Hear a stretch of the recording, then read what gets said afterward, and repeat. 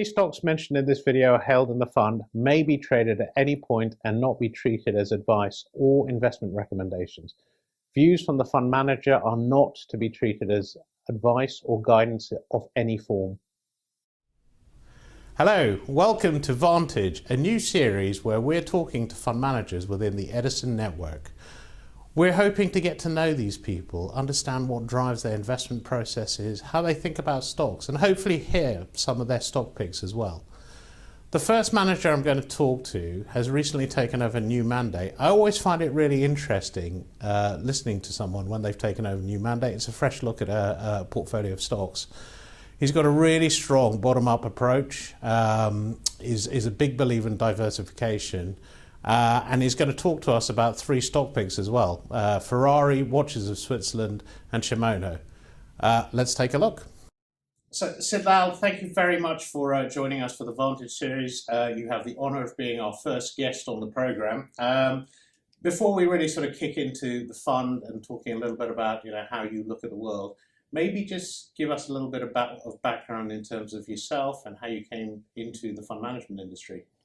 Sure. First of all, thank you, Neil, for having me on here, and it really is an honour and it's a privilege, so very grateful that you've invited me.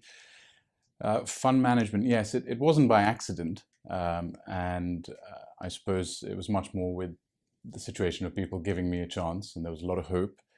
I started really by looking at pan-European companies, so in the smaller company space, small mid-cap companies, lots of traveling, and that was highly insightful. And then, of course, that did include UK stocks as well. And moving on from there, I then joined Giles Hargreave. So again, that was through the global financial crisis, and huge learning curve on how to manage a bear market. So worked with him on a range of smaller company mandates. And it was really just about that time that I started looking at managing a bit of money with a freer remit. So they were smaller portfolios, and got to meet a lot of overseas companies and really go back to my roots, as it were, on the pan-European side. So yes, that was back in 2008. And then around 2011, of course, I had the opportunity to launch an income fund, which again had an allowance to buy into foreign companies. So we had a 20% allowance there.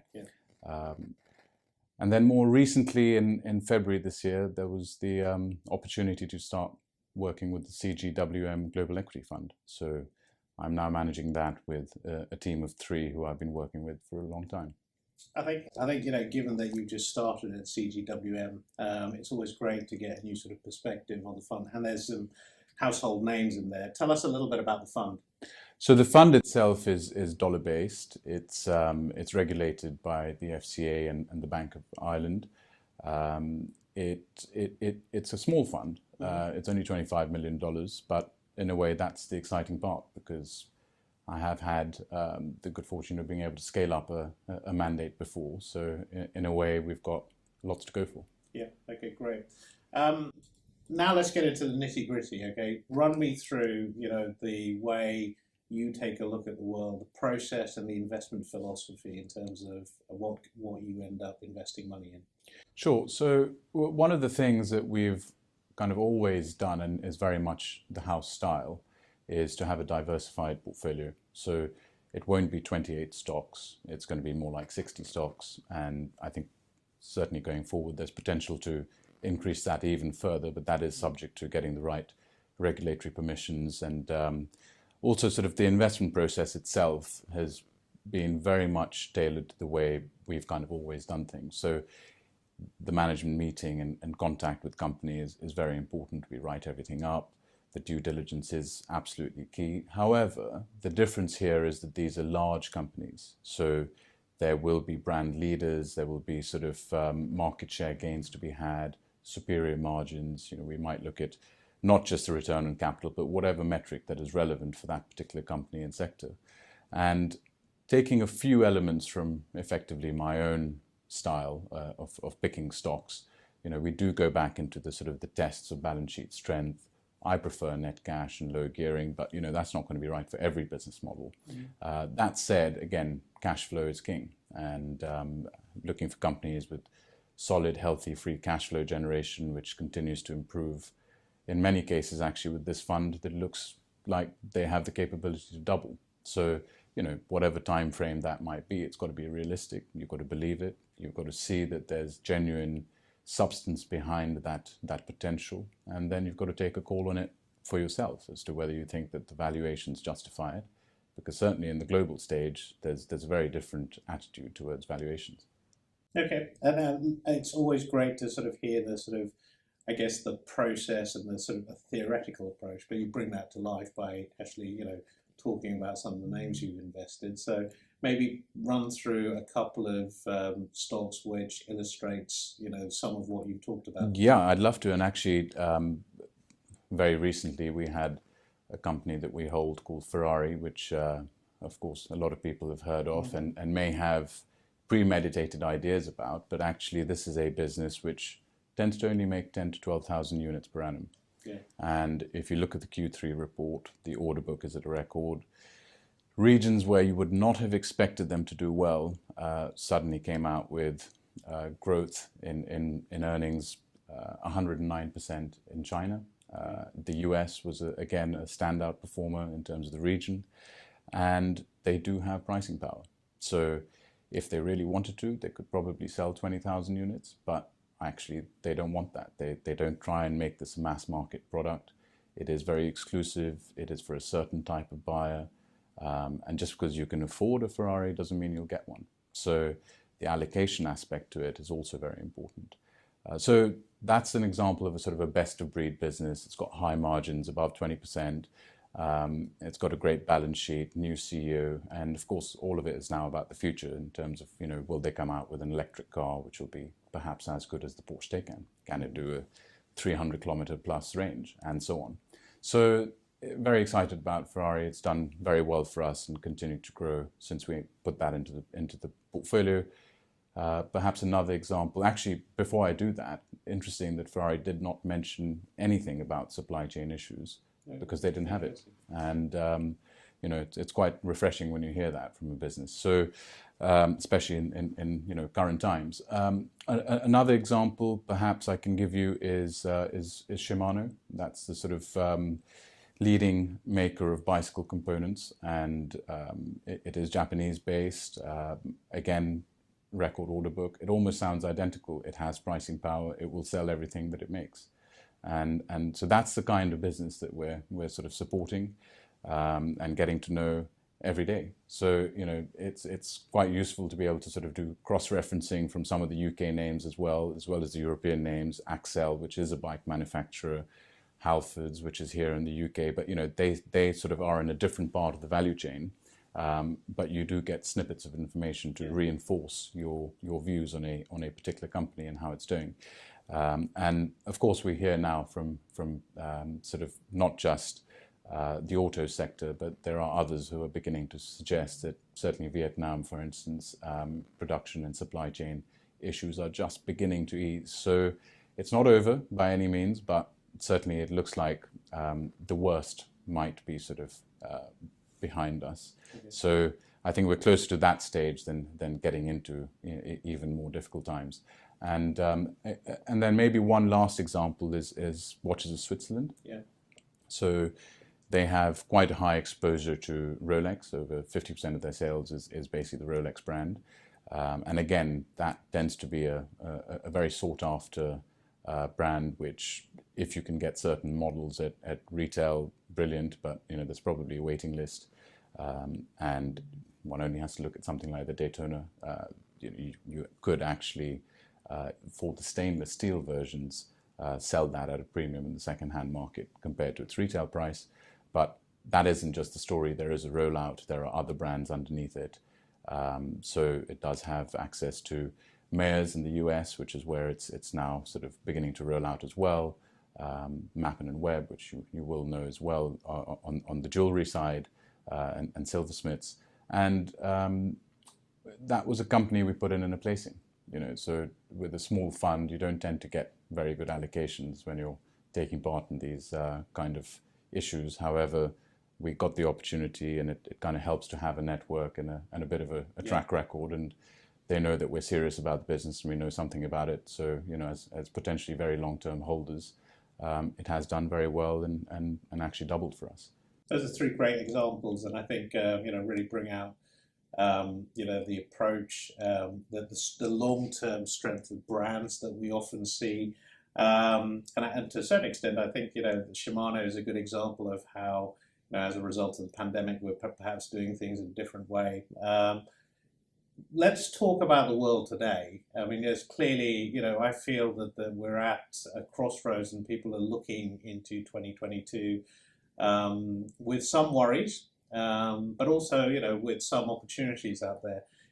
Talk to us about some of the things that sort of concern you, your risk factors when you're looking forward, and also what you see as some of the opportunities. Sure. Well, I would say clearly the logistics, the supply chain, the inflation topics that we've briefly touched on previously are still very much front of mind.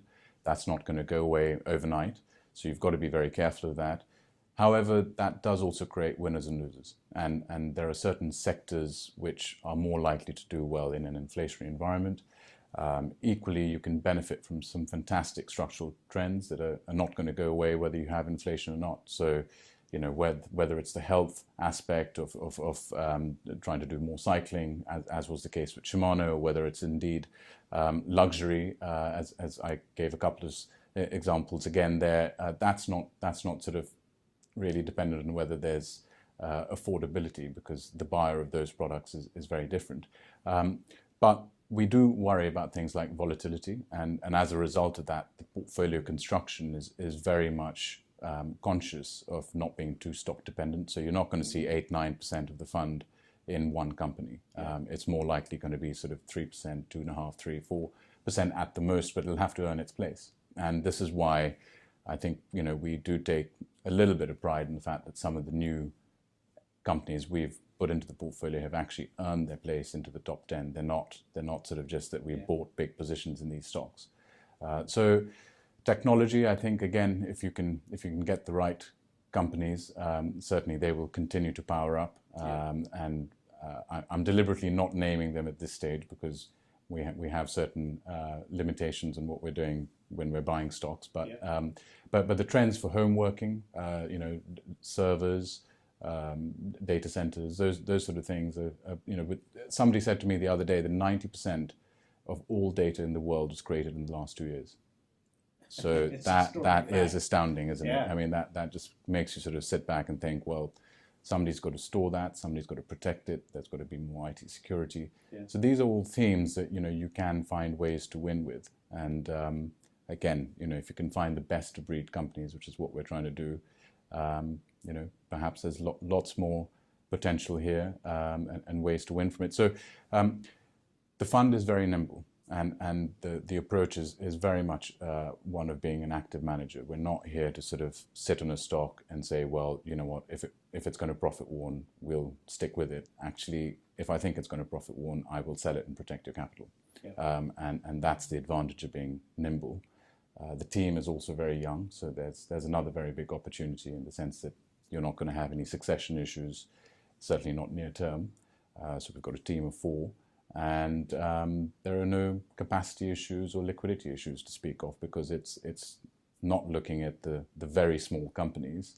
However, I think there is an opportunity in having what we would deem large market cap companies in the UK, but on the global stage, something that's $3 billion to $9 billion is actually often neglected. So they're liquid, they're easy to trade in and out of if you need to, and they are actually usually quite well covered. And this reminds me of basically back in 2003, I've kind of come full circle, when I used to go and see companies in Norway and Europe, and naming one of them Nordic Semiconductor, which has absolutely reinvented itself, and used to be very dependent on Logitech, but that has reduced considerably and is now actually doing fantastic things in Bluetooth low energy. And so that is effectively your wireless keyboard and so on, your AirPods with Apple, although they will never quote Apple, but that is one of the types of opportunity they have. and same CEO, believe it or not. So, you know, you can plug back into the old network, and it's actually quite exciting to see that they're doing so well. I mean, you know, given the range of the conversation we've had, I think, you know, we have fascinating jobs. You know, there's human nature, there's relationships, there's the world and economics, there's business models. And you've been doing this for a while. If you wanted to impart one thing that has surprised you to our audience, what would it be?